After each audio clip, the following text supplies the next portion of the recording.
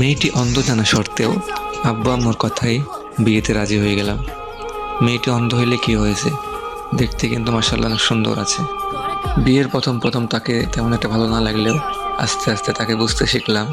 আস্তে আস্তে তার কষ্টগুলা, তার আবেগগুলা সব কিছুই যখন নিজের সাথে কম্পেয়ার করতে লাগলাম, যে সে একটা অন্ধ মানুষ, সে কত কষ্ট করে চলাফেরা করে, তার কত কষ্ট তার মনে, সে দুনিয়ার আলোটা দেখতে পায় না, তাদের কত কষ্ট, এগুলা ভাবার পরে তারপরে আস্তে আস্তে মায়াতে আটকে গেলাম।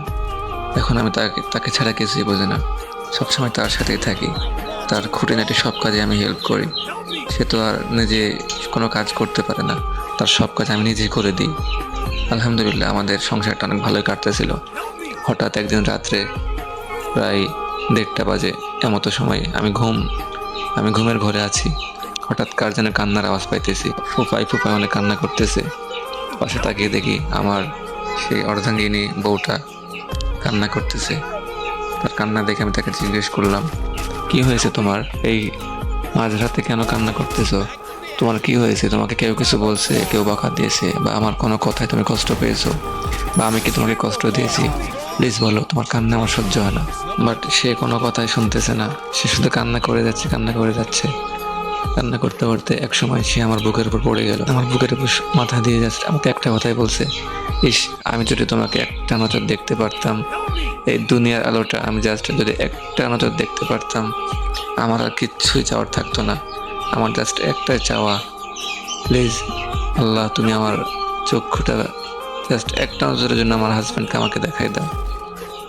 এটা বলে সে আবারও কান্নায় ভেঙে পড়লো। তার কান্না থেকে আমি আর ঠিক থাকতে পারলাম না, শুধু ভাবতেছি আমি একটা ব্যর্থ হাজব্যান্ড, আমি আমার বউয়ের জন্য কিছুই করতে পারতেছি না। সে এমন একটা জিনিস চাইছে, আমি চাইলেও সেটা পূরণ করতে পারতেছি না। আমি এখন কি করব? এটা ভাবতে ভাবতে আমার মাথা অনেক ব্যথা করা শুরু করছে। রাত্রে ঘুম হয় না, সারাদিন অফিসে যাওয়ার পরেও অফিসের কাজ ঠিক মতো করতে পারি না। শুধু তার এই কথাটাই মাথার মধ্যে ঘুরে, বুকের বাম পাশটা অনেক ব্যথা করে তার এই কথাটা মনে পড়লেই। হঠাৎ একদিন মাথায় আসলো যে আমি আজ হসপিটালে যাই, যে দেখি কি করতে পারি। যে হসপিটালে গেলাম, হসপিটালে গিয়ে চেক আপ করলাম। তার চেক আপ করে জানতে পারলাম তাকে যদি অন্য কোনো মানুষের চক্ষু দান করা হয়, তাহলে সে দুনিয়ার আলো দেখতে পাবে এবং তার মনের ইচ্ছা পূরণ হবে। তো এটা জানার পরে আরও বেশি চিন্তায় পড়ে গেলাম যে এখন চক্ষু কই পাবো, আর চক্ষু তো কিনতেও পাওয়া যাবে না। কিনতে পাইলেও তো আমার এত সামর্থ্য নাই যে আমি তাকে চক্ষু কিনে তাকে আমি দুনিয়ার আলো দেখাবো, আমার তো সেই সামর্থ্য নাই। এটা চিন্তা করতে করতে আরও বেশি টেনশনে পড়ে গেলাম, মাথা অনেক ব্যথা করে, জ্বর সর্দিতে ভুগতেছি। ভাবতে ভাবতে হঠাৎ আমার মাথায় একটা আইডিয়া চলে আসলো, আমার তো চক্ষু দুইটা, আর অনেক মানুষই তো আছে তাদের চোখ একটা নেই, বা একটা চক্ষু তাদের কানা হয়ে গেছে, অন্ধ হয়ে গেছে। পৃথিবীতে তো অনেক অনেক মানুষ আছে যাদের চক্ষু একটা, তারা তো ঠিকই তাদের কাজ করতেছে, তারা তো ঠিকই তাদের সব কিছুই মানিয়ে নিছে। আমারও হয়তো বা দু একদিন কষ্ট হবে, বাট আমি হয়তো মানিয়ে নিতে পারবো। বাট আমার একটা চক্ষু যদি আমার বউকে দান করি, তাহলে তো সে দুনিয়ার আলো দেখতে পাবে, তারও তো ইচ্ছা হয় যে আমাকে দেখতে, আমার দুনিয়ার আলোটা দেখতে।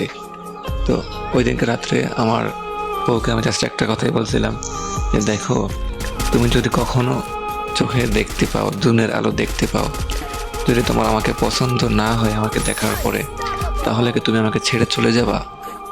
সে আমাকে জড়িয়ে ধরে বলছিল, দেখো এমন কথা বলবা না, আমি তোমাকে দেখেও বিয়ে করি নাই, আর তোমার চেহারা দেখেও আমার কোনো লাভ নেই। দেখো, আমি তোমাকে মন থেকে ভালোবাসি, আমি কখনোই তোমার চেহারা দেখে আমি তোমার বিচার করব না। যে মানুষের মনটা এত ভালো হয়, সে দেখতে যেমনই হোক না কেন, আমি তাকে ছেড়ে কখনো কোথাও যাব না। তার এই কথা শুনে আমার খুব ভালো লাগলো। পরদিন সকালে আমরা চলে গেলাম হসপিটালে। যাওয়ার পর সে বলল যে আমরা আজকে হসপিটালে কেন আসছি। বললাম তোমার জন্য সারপ্রাইজ আছে। তো কি সারপ্রাইজ সেটা বললাম না। এখন বাজে বিকেল 4:30। তার অপারেশনের সময় ঠিক করা হয়েছে রাত্র 8টায়। তো এই 4টা ঘন্টা সে আমাকে এত পরিমাণ কোশ্চেন করছে, মানে আমি তার প্রশ্নের উত্তর দিতে দিতে আমি পেরেশান হয়ে গেছি। সে একটা প্রশ্ন বারবার করতেছে, কেন আসছো, কেন, কি সারপ্রাইজ, আমাকে প্লিজ বলো বলো বলো। অবশেষে বাধ্য হয়ে বলে দিলাম, আজকে তোমার চক্ষু অপারেশন হবে। এটা শুনেছি এত খুশি হয়েছে, এত লাফালাফি শুরু করছে। তার এমন খুশি, এমন হাসি আমি কখনো দেখি নাই। তার হাসি দেখে তো আমি আরও বেকুল হয়ে গেলাম। ডক্টরকে বারবার জিজ্ঞেস করতেছি, ডক্টর একটু তাড়াতাড়ি করলে ভালো হয় না অপারেশনটা? ডক্টর বললো একটু ধৈর্য ধরেন। দেন রাত 8টা বেজে গেল। তার অপারেশন আলহামদুলিল্লাহ ভালোই হলে অপারেশনটা হয়ে গেল। অপারেশন সাকসেস হয়েছে। সে এখন দুনিয়ার আলো দেখতে পাচ্ছে। তার আর কোনো কাজে আমাকে লাগে না, তার কোনো কাজে আমার হেল্প দরকার হয় না। সে তার নিজের কাজ নিজেই করতে পারে। এমনভাবে আলহামদুলিল্লাহ 1টা মাস বের হয়ে গেল। 1 মাস পর হঠাৎ আমি অফিস থেকে রাত্রে বাসায় এসে তাকে খুঁজে পাচ্ছি না। তাকে অনেক খোঁজাখুঁজির পরেও যখন তাকে পেলাম না, তার বাসায় ফোন দিল। ভাবলাম যে সে হয়তো আম্মুর বাসায় গেছে। শ্বশুর বাড়িতে কল দেওয়ার পরও জানলাম যে সে ওইখানে যায় নাই। ফোন লাগালাম আমি আমার বাসাতে। ওখানে ফোন দেওয়ার পর জানতে পারলাম সেখানেও যায় নাই। তার অনেক বন্ধু বান্ধব, অনেক আত্মীয় স্বজনদের বাসায় ফোন লাগাইলাম। দুনিয়ার আলো দেখতে শিখছি, হয়তো বা কোথাও ঘুরতে গেছে। এভাবে একটা রাত পেরিয়ে গেল। সকালেও সে বাসায় আসলো না। অনেক চিন্তায় পড়ে গেলাম, কোথায় গেছে সে। তার চিন্তায় আমার ঘুম আসতেছে না, তার চিন্তায় কিছু খাইতে পারতেছে না। চলে গেলাম পুলিশ স্টেশনে। তারপরও তার কোনো খোঁজ পেলাম না। পরদিন রাত্র 2টার সময় আমার ফোনে একটা ভয়েস SMS আসলো। তার ভয়েসটা ছিল এমন যে, দেখো হাসান, আমি দেখতে আলহামদুলিল্লাহ অনেক সুন্দর, আর আমি অনেক সুন্দর একটা মানুষ ডিজার্ভ করি, বাট তুমি দেখতে কালো, কুৎসিত।